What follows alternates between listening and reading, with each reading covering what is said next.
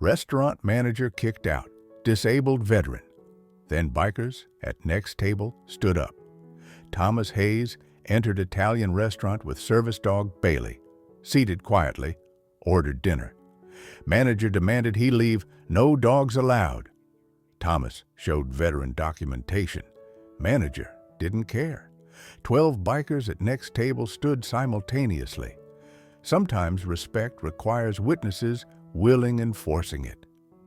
Bella Notte restaurant sat in Sacramento's downtown white tablecloths, candlelight, Italian music playing softly. Friday evening, 7:30 p.m., when reservations filled every table. Thomas Hayes was celebrating anniversary alone. 22 years since Iraq explosion cost him left leg, gave him PTSD, transformed life requiring service dog navigating triggers civilians couldn't understand. Bailey was German Shepherd, trained detecting anxiety attacks before they escalated, grounding Thomas when memories overwhelmed present reality. Table 12 near corner, quiet, accessible, seemed perfect.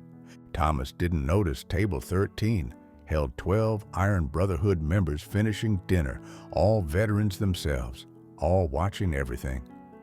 Thomas Hayes was 48, retired Army sergeant, 22 years managing PTSD, physical disabilities, chronic pain from injuries sustained during Baghdad ambush 2003. He'd served 2 tours Iraq, 1 Afghanistan, received honorable discharge after injuries made active duty impossible. Bailey was his lifeline trained service dog, detecting anxiety, preventing panic attacks, providing stability. Thomas couldn't maintain alone. He'd learned navigating civilian world with visible disability required constant advocacy, explaining service dog rights, educating businesses about ADA compliance, defending his right existing in public spaces designed for able-bodied people.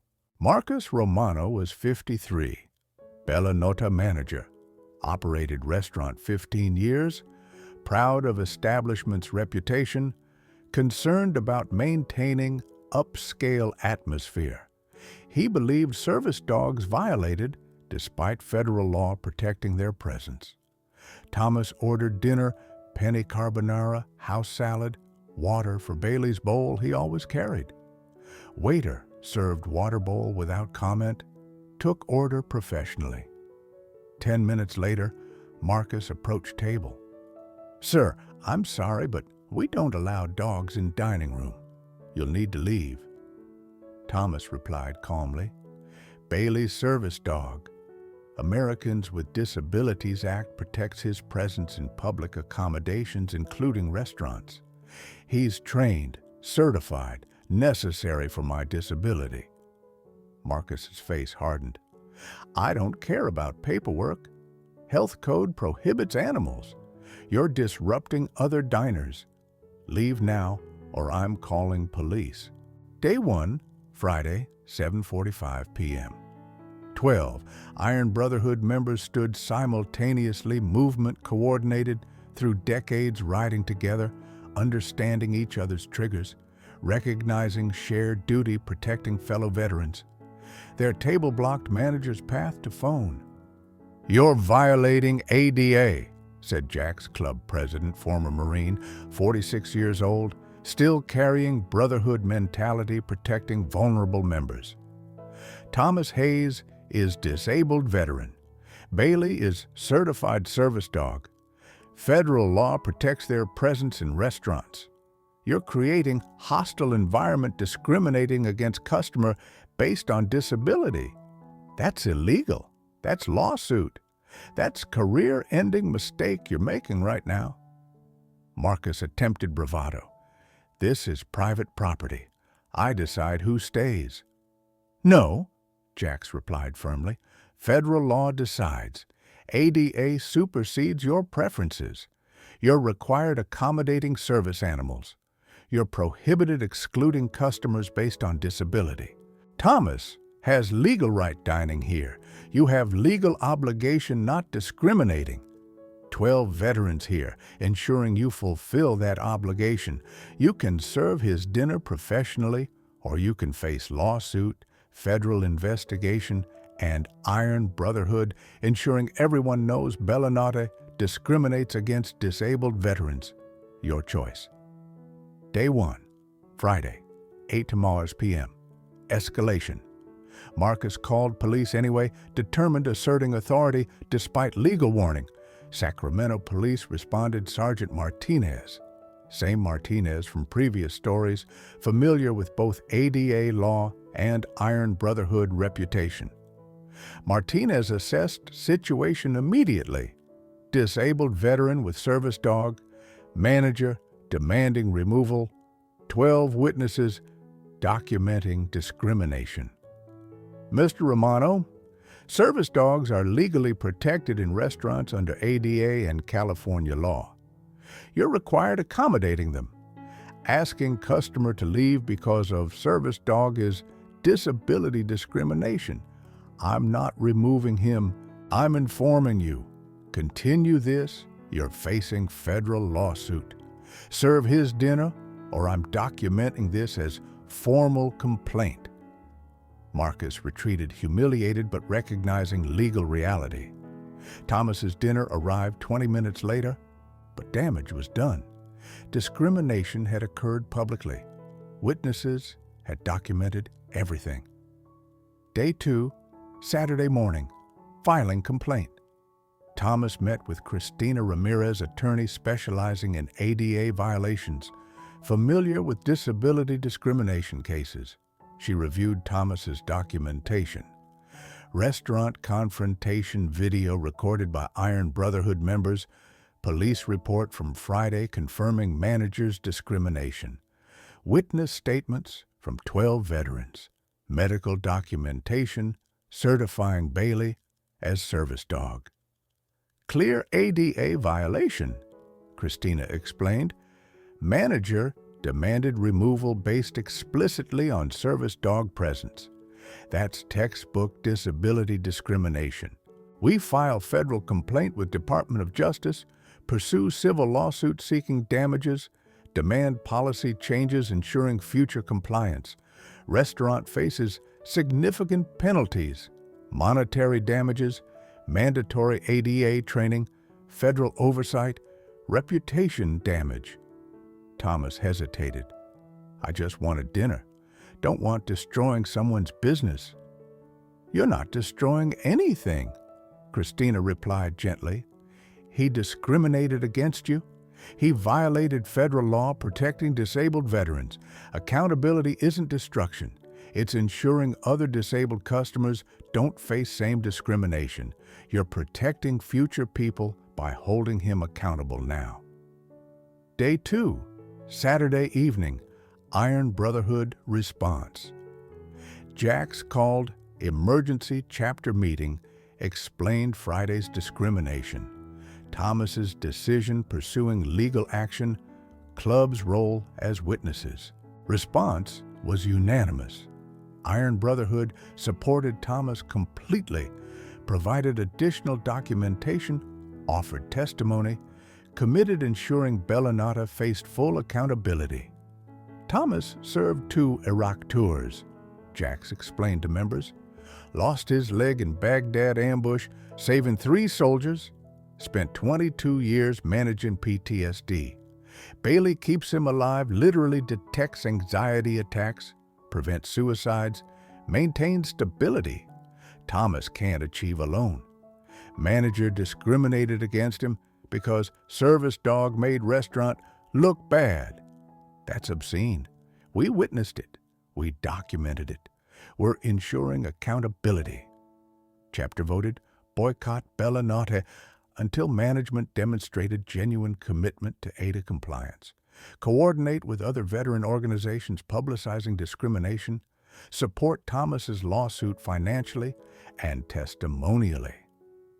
Day 3, Sunday, media coverage. Local news, covered story, disabled veteran kicked out of restaurant despite service dog documentation. Video showed Thomas's quiet dignity, Bailey's calm professional behavior, Managers' aggressive discrimination, 12 bikers standing protecting fellow veteran. Response was immediate. Veterans organizations condemned Bellinotte. Disability rights advocates demanded federal investigation. Community members shared similar experiences, suggesting pattern rather than isolated incident. 3 additional disabled customers contacted Christina, woman with visual impairment whose service dog had been questioned, veteran with PTSD whose service dog had been denied bathroom access, teenager with autism whose service dog had been told, "Wait outside."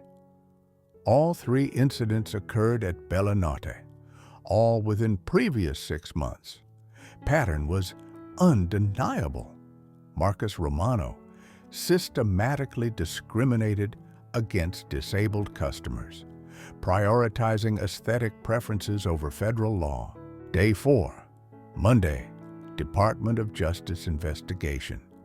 Federal investigation launched DOJ Civil Rights Division reviewing multiple complaints against Bellinotte, interviewing victims, examining restaurant policies, determining whether violations constituted pattern requiring systemic remediation beyond individual case settlement. Marcus hired attorney attempted defending actions through health code concerns, customer complaints about animals, reasonable accommodation attempts. But documentation contradicted every defense. Health code explicitly permits service animals. No customers had complained. 12 witnesses confirmed. No accommodation had been offered. Police report documented immediate demand for removal. Attorney advised Marcus, settle immediately, implement comprehensive ADA compliance program, publicly apologize, pay substantial damages. Continuing defense would result in larger penalties, federal monitoring, reputation destruction worse than settlement costs. Day 5, Tuesday, Thomas processes. Thomas met with Jax privately, processing complicated emotions surrounding lawsuit. I didn't want attention, didn't want being disabled veteran victim, just wanted dinner. Now I'm national news, DOJ investigation, 4 other victims coming forward because I filed complaint. Part of me wishes I'd just left quietly. Jax placed hand on Thomas's shoulder. You leaving quietly means next disabled person faces same discrimination. And next, and next. Your lawsuit creates accountability. Your courage speaking up protects people you'll never meet from experiencing humiliation you experienced. That's service. Different than military service, but service nonetheless. You're protecting vulnerable people by refusing accepting discrimination as normal. That's heroism. Doesn't feel heroic, Thomas replied quietly. Feels exhausting. Most heroism does, Jax said, but it's necessary anyway. Day 5, Tuesday, 2:00 p.m. Settlement negotiations. Bellinotte's attorney proposed settlement, $75,000 damages to Thomas, mandatory ADA compliance training for all staff, policy changes explicitly protecting service animals, public apology published in local newspaper, federal monitoring for 2 years, ensuring compliance. Christina reviewed with Thomas. Settlement is substantial, acknowledges wrongdoing, creates systemic change, protects future customers. You accepting doesn't preclude DOJ continuing broader investigation into pattern discrimination. Other victims can still pursue individual claims. This resolves your specific case while enabling larger accountability process.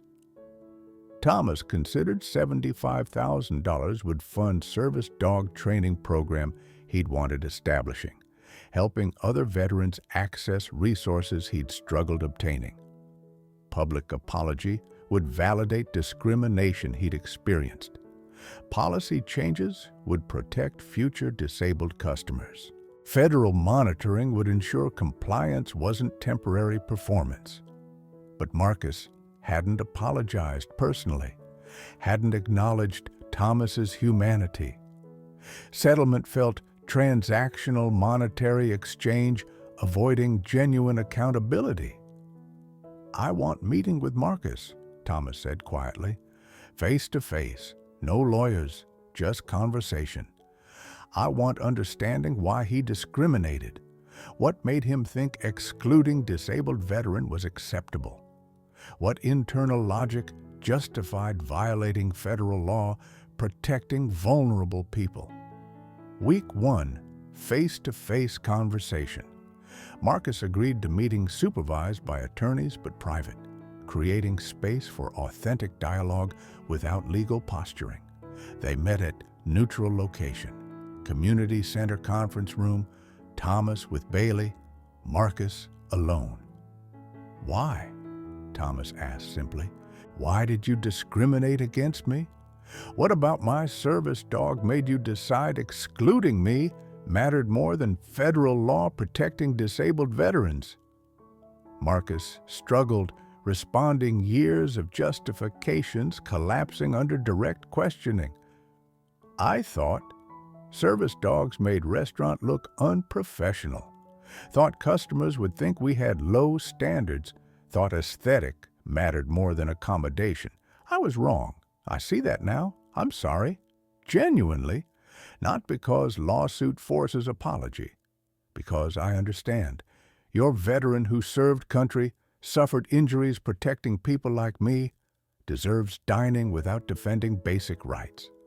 I failed you. I'm sorry." Thomas absorbed apology imperfect, halting, but seemingly genuine. "Your discrimination isn't unique. It's pattern. Cultural belief that disabled people inconvenience public spaces designed for able-bodied majority. My lawsuit isn't punishment. It's education. It's forcing system prioritizing aesthetic over accessibility to acknowledge disabled people deserve equal access. Service dogs aren't negotiable accommodation. They're protected medical equipment. You violated law because you didn't see me as person deserving respect. That's what changes. Seeing disabled people as humans, not problems managing." Month 2, Bailey's Legacy launch preparation.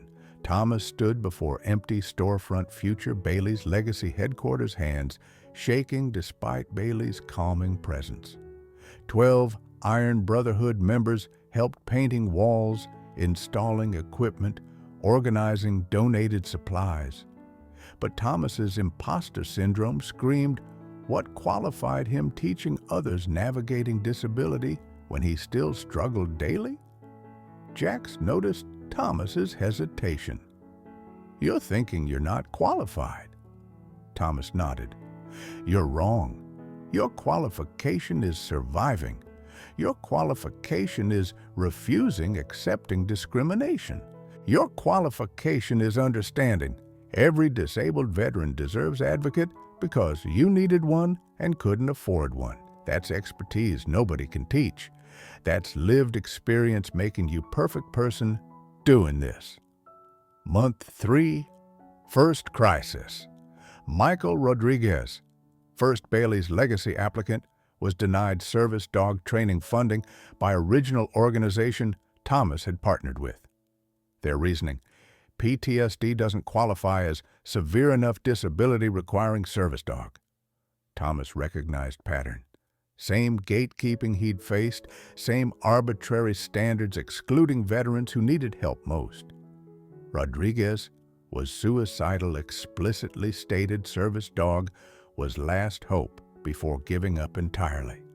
Thomas faced choice: accept organization's decision, protecting Bailey's Legacy's reputation by not challenging partners, or fight for Rodriguez, potentially losing partnership that funded entire program. "I can't let him down," Thomas told Christina. "Can't replicate same system that failed me. Rodriguez needed help now, not after Thomas built enough credibility questioning institution. This was moment testing, whether Bailey's legacy existed for veterans or for Thomas's convenience. Month 3, the battle. Thomas challenged organization publicly wrote open letter explaining how their criteria excluded veterans most needing service dogs, shared Rodriguez's story, with permission, demanded policy changes. Organization threatened ending partnership. You're making us look discriminatory.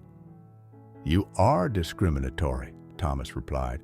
Protecting reputation matters less than protecting veterans. Iron Brotherhood rallied fundraised $15,000 in 3 days, covering Rodriguez's service dog training independent of original organization. But Thomas questioned, was alienating established organizations worth helping one veteran? What about future applicants who'd lose access? Jax answered simply, you're setting standard. You're proving Bailey's legacy doesn't compromise. Veterans trust that. Standard was clarity.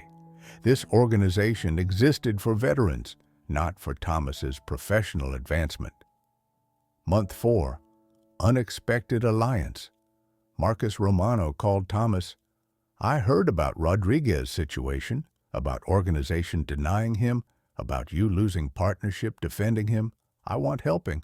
I'll fund Rodriguez's training. I'll fund next 10 applicants. No strings attached. Thomas was stunned. Why? Because you taught me. Convenience doesn't justify discrimination.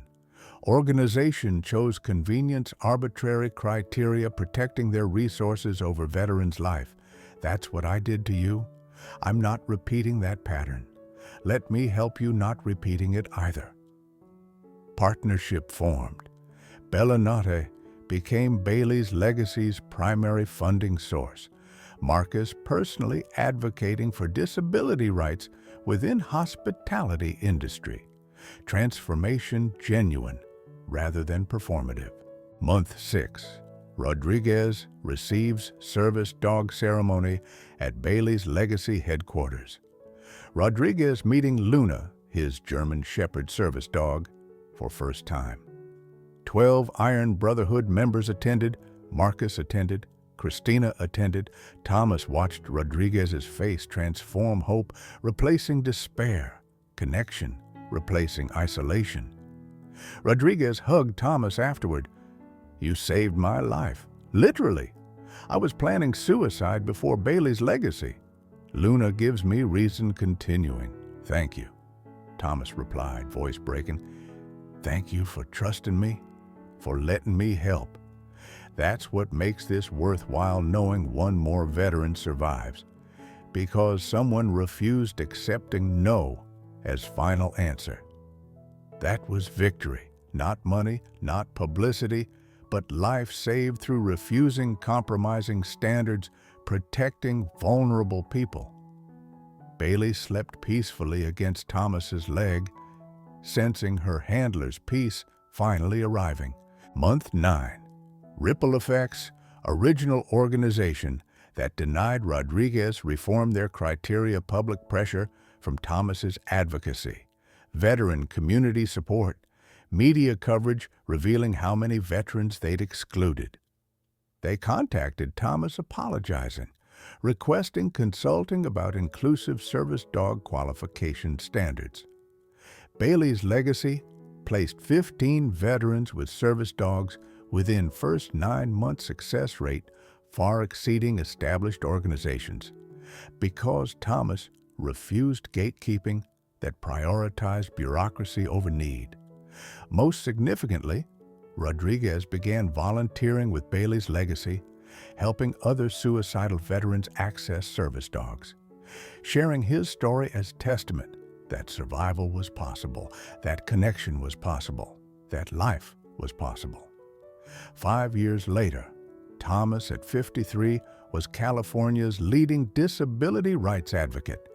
Bailey's legacy, serving 300 disabled veterans annually, Bella Notte was recognized by disability organizations as model for inclusive hospitality. Marcus served on Disability Advisory Board, consulted with restaurants about ADA compliance.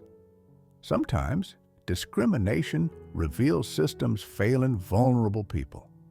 Sometimes, 12 bikers standing simultaneously creates accountability systems ignore.